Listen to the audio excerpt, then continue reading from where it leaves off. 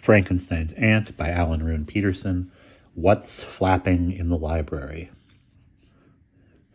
Don't you go baring your teeth at me, said Hannah Frankenstein. I can bite too if need be. So that was what a werewolf looked like, was it? She thought it looked like a cross between an Alsatian dog and a gorilla in trousers. She could see no resemblance to Talbot except perhaps the bags under his eyes, but they were hairy now like a wolf's.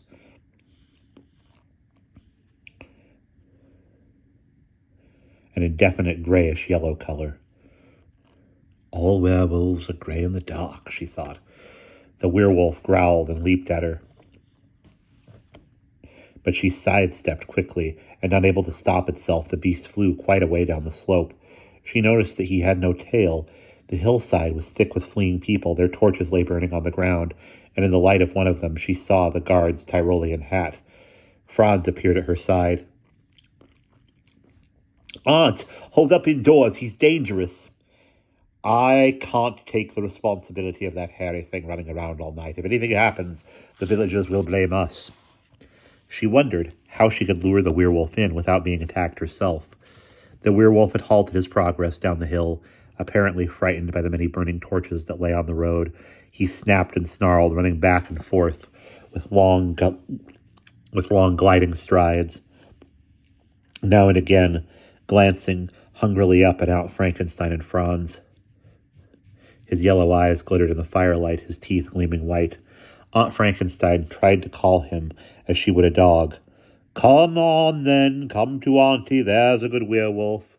Open the tool shed door, she hissed to Franz over her shoulder.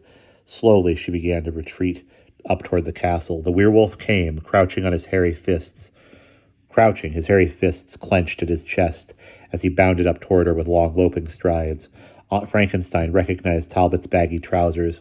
He had no shoes on, and his feet were hairy paws with long claws. There we are. Come on, then, come on. Hannah Frankenstein had always been good with dogs, and she hoped that would stand her in good stead now. She continued retreating backward toward the castle wall, and heard behind her a creaking as Franz opened the tool shed door. She stopped in front of the door and hissed over her shoulder. Be ready to slam it again when I tell you. The werewolf came closer, his appearance not exactly that of man's best friend, nor even that of a watchdog. Any property that happened to be guarded by this creature would be condemned to lie empty and uninhabited, abandoned by its owners as well.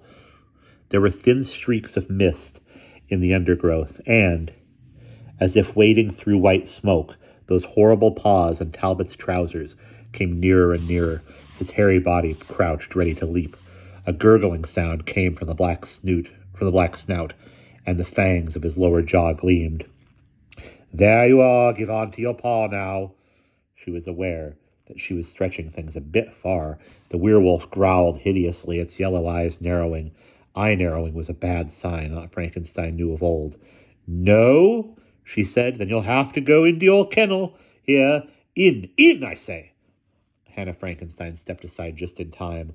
With one great roaring hairy leap, the werewolf flew past her and straight into the murky darkness of the tool shed. Shut it! Shrieked Aunt Frankenstein. The wooden door slammed shut. Franz was looking as if he were about to faint. The werewolf roared out his rage inside the shed, which rattled and shook and creaked as he ran round and round among the garden tools. It sounded like a huge rake scrabbling on the door as he scratched at it with his claws.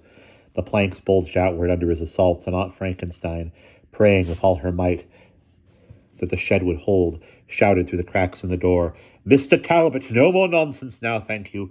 You can stay in there until you learn how to behave. Then you can come into the castle like a decent human being and have a glass of sherry, but not a drop of any kind as long as you persist with that lower jaw, do you understand? A blood-curdling wolf howl came out of the shed in reply. Aunt Frankenstein looked exhaustedly at Franz. She was just a trifle pale. Franz, my dear, she said, would you go ahead and get out the corkscrew? Today really has been rather a strain. 7 hours later, a small, pale group of people were gathered in the castle library. The moon had gone down, and it was growing light outside. Through the library window, a patchwork of cracked panes and pieces of cardboard. The gray light of dawn was filtering. It fell over a round table, over a 3-branched candlestick containing the stumps of dripping candles, over rat-chewed leather armchairs, holding Aunt Frankenstein, Franz, and Larry Talbot. It also fell onto the bookcases, full of similarly rat-chewed and weather-beaten volumes, and onto the large sooty open fireplace, where the remains of a fire had begun to collapse into faintly glowing embers and white ash. The morning would soon be there, and not one of the three had had a wink of sleep. Aunt Frankenstein and Franz had sat there all night, taking it in turns to keep watch on the tool shed, and Larry Talbot had just joined them. Igor had let them out after checking through a knothole that the attack was over. Talbot's puffy face was pale and harrowed, his clothes baggier than ever. But he had been up to the east tower to dress, since it was his habit to wear only trousers when he was a werewolf. "Tell me," said Aunt Frankenstein, "are you often like this?" Talbot looked up in torment from his sherry glass, his forehead deeply furrowed. "No, only at full moon, but nowadays it affects me on the following 2 nights as well." "I can't really understand the moon being to blame for all this," said Franz. "As an astronomer, I can't accept that." "But the fact remains," said Talbot. "I'd give anything to be rid of it." "Mr. Talbot," said Aunt Frankenstein, grasping the bottle. "Some more sherry?" "Thank you, it does me good. I always get such a terrible headache after these attacks." "Yes, you do look awful," said Aunt Frankenstein, suppressing a yawn and making as if to rise to her feet. "Now, gentlemen, if you'll excuse me, I think I'll try and catch myself a wink or two before sunrise." "Oh, don't say that," said Franz. "It makes me think of the legend of Dracula." "That's all we need now for him to appear and want to stay the night," said Aunt Frankenstein. "My dear Franz, before we go, would you mind opening the window for a moment? It would be nice to get some fresh morning air." Franz rose, mumbling about the room, in fact being very smoky, and he managed to open one of the 2 big windows without the remaining panes falling out of the frames. The window creaked and screeched as it slid up. The damp morning air poured in, smelling of dew and wet earth. It was almost light out now. In the distance, a blackbird was singing, and somewhere closer, crows were squawking and spoiling the song. Franz thrust his head out of the window and looked toward the east. The sky above the mountains was turning pink. Suddenly he jumped. Something large and black came flapping through the air, straight at him. He swung away from the window and raised his arm to protect himself. Against the sky he could see 2 wings like open umbrellas, and in between them a gleaming, cat-like head with slanted, glittering eyes and sharp fangs. It flapped into the room, fluttering and rustling as Aunt Frankenstein shouted, "Franz, get that crow out!" "It's no crow!" shouted Franz, his hair on end. "Don't you see what it is? It's the large bat, a vampire bat." The vampire flapped round the library once, dust and cobwebs falling from the bookcases in the draught from its wings.